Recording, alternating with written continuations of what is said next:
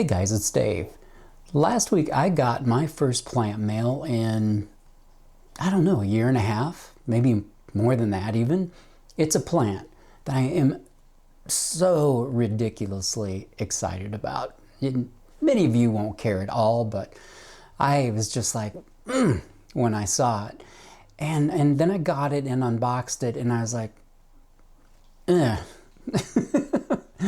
fairly disappointed in a way. So I thought, I'm going to bring you along. If you're not used to ordering plants, kind of what can be your expectation, what the remedy is, how I'm handling it, and am I mad about it? Stick with me. Part of what is so fun about this plant for me is it brings it back to what got me really fired up about this hobby. And it is when we bought this house, I was sanding the floors down and some lady just showed up in the entryway trying to get my attention. She had a gift for me, and it was a Begonia Lacerna. And so one of those really large leaf, smooth, not terribly exciting, but it grew fast and it flowered, and that really kind of sparked something in me. That was a little over 6 years ago. I don't have that plant anymore, but I was fairly recently gifted this Begonia No ID that is much more interesting in this leaf pattern. It's got the wavy potato chip edge on it, the little raised dots. It's a really cool plant, and I forgot how much I like these. One of the great benefits of somebody getting into plants, they're easy to propagate. We'll get into that in a second. They grow so fast, they flower. The flowers last a long time. They flower profusely, in fact, and they're cheap. I mean, it's an easy gateway drug into the plant hobby. How I came to pick out the plant I'm about to show you is I was sort of trying to make myself buy an anthurium. I thought I would buy one like I'm seeing on all the YouTube channels, and just was not feeling it.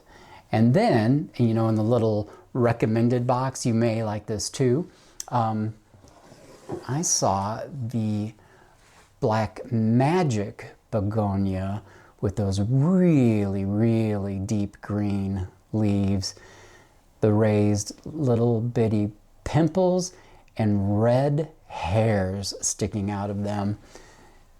It ticks all the boxes. Goth kid, the cure-loving 56-year-old. It's just so beautiful. And of course, these blood red backs. Therein lies the problem. Upright, most of this plant is backwards. So my assumption on this, having these leaves facing the wrong direction, is that when this was grown in the nursery, it looked something like this, flopped over and growing with the leaves up. And then when it stands up, of course, it looks like this. It makes it a very ugly plant. And certainly not what was pictured, not what I would want to look at. And this is not something that's going to remedy itself, even with, a Soltech overhead light that it's under right now. Once those petioles are turned this much, at least in my experience, it's never going to fully right itself 180 degrees. Yes, when we trellis plants, be it a philodendron, epiprimnum, Hoya, they can look wonky and kind of self-correct. I don't see upside down leaves ever doing that. If you've had a different experience, let me know, but it's going to be too late for this plant because I'm about to deal with it. So this came from a good nursery. They delivered a 100% healthy plant, larger than pictured. I personally would have rather had the smaller plant that looked good. But like I said, these are very, very easy to propagate. I could put in a claim and get money back. I don't really get upset about such trivial things. They did give me a really, really healthy plant. So what I'm going to do is take the vine that is backwards and kind of cut that one off, and then we'll take a look at the plant and see what we're going to do with it here. I have pre-sterilized my bonsai scissors. I now finally have an Amazon store, so you can just click on that link and it takes you to a more organized way to shop the products that I use and love every single day. So I'm really happy to have that. For these backwards plants, I'm just going to go all the way down to the base here, chop it, take that one off right there, and see what this one looks like. Pretty good. So I could just stake this up, and I think this would correct. It wants to bend forward like this quite a bit, but I think I could just gently straighten that up like that. And do I have a dragonfly clip? No, because I thought I was going to be chopping this whole thing up. I'll be right back. It's going to be a butterfly, I guess. So let me just see how this is gonna look. I was just taking a little closer look at it, and I mean, it doesn't look amazing like this. It's got kind of a funky growth pattern on it. I mean, of course I didn't want to chop the plant down, but I think what I'm going to do, I'm going to take the top part off here like that and propagate some of this. I'm sure there are some begonia growers on here that already understand how unbelievably cool it is to propagate this plant. But if you don't know, you are about to learn something really, really cool. So that looks good. I think that looks really, really cute. And I'm about to have a whole lot more of this plant. I already propagated 4 leaves that had fallen off in the box. So I'll have those. Let's take a look at what's down here on the table. So we've got some nice large leaves here. The thing about begonia, let me just take some clips here. You can do this just like you would any other plant, except that this will root with just a leaf cutting with no node. So just the petiole and the leaf, or just the leaf. So if you've ever seen somebody like Steve's Leaves do a video on begonia, they just have the leaf and they just literally fold them into their substrate, and that's it. They grow from that leaf, which is really incredible.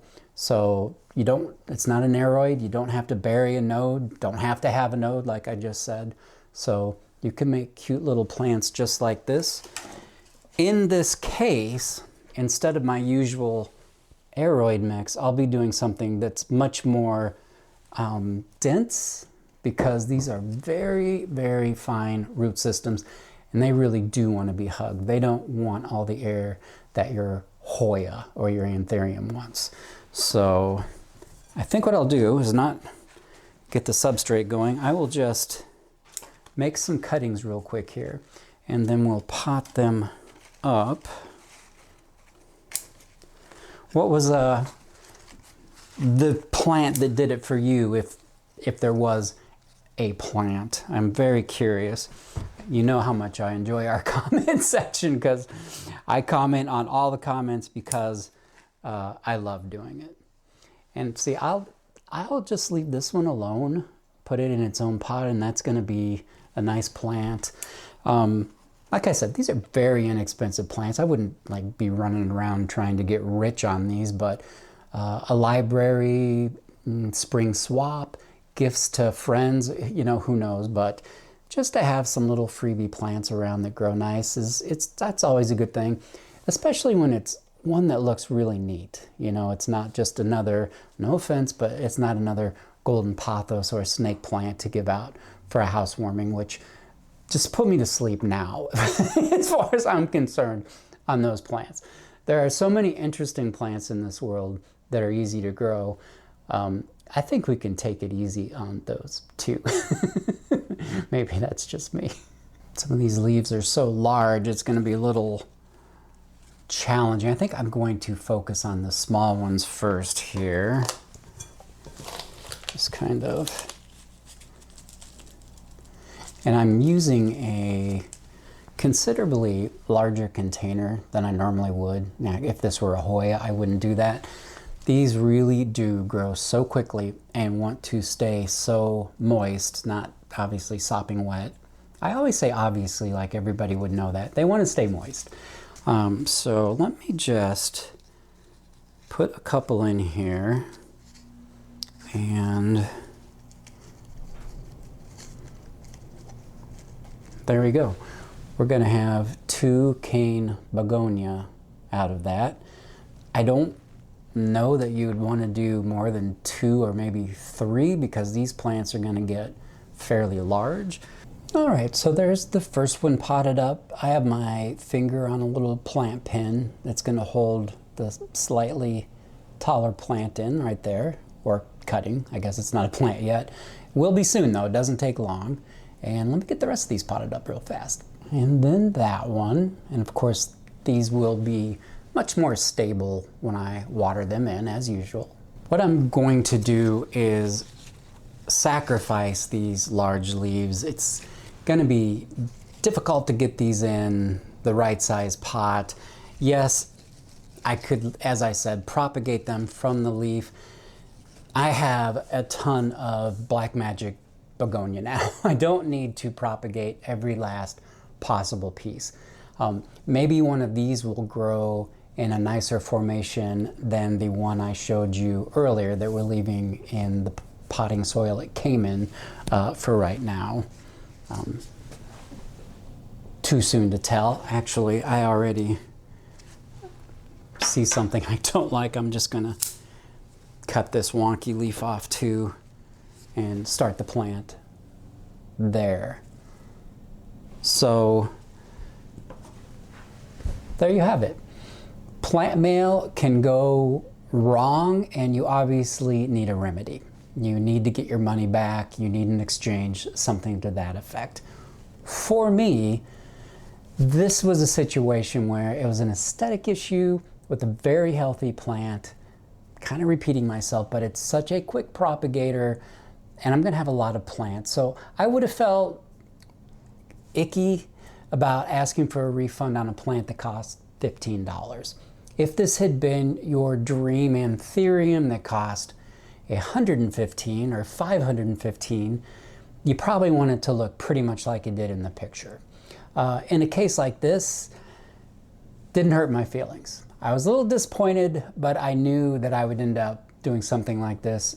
And come this spring, I'm going to have a very, very nice begonia from one of these for sure to show you. How do you handle plant mail disappointments if you've had them, or do you just not even do it, not place an order through the mail? Let me know. Join me again in the next one real soon. Take care. Bye-bye.